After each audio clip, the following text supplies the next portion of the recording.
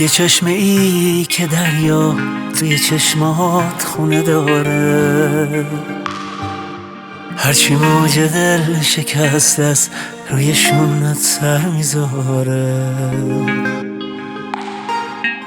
من یه ماهیم که قلبش شده تنگ آرزو،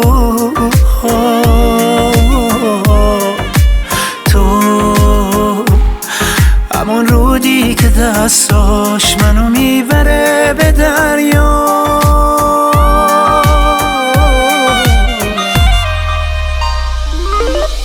واسه حال روزای بارون زده رسیدی تا بارون بشه دلخوشی، نذاشتی میونه غم سایه ها توی قربت آدم ها گم بشی.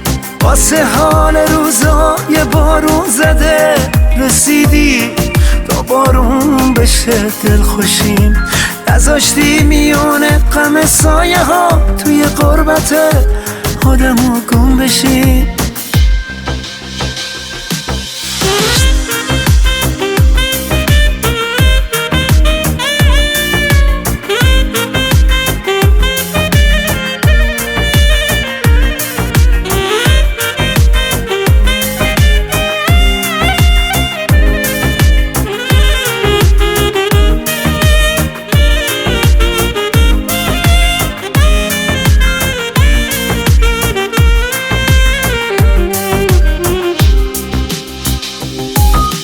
ای پناه بی بهانه واسه روزگار غربت، عطر خنده ها دلاجه لحظه های خیس حسرت.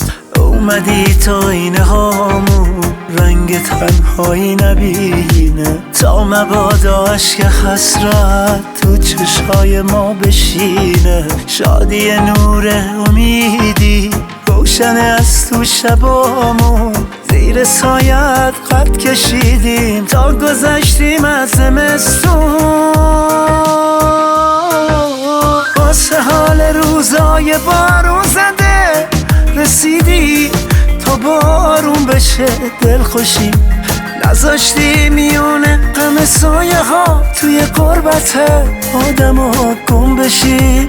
واسه حال روزای بارون زده رسیدی تا بارون بشه دلخوشیم، نذاشتی میونه غم سایه ها توی قربت آدم ها گم بشی.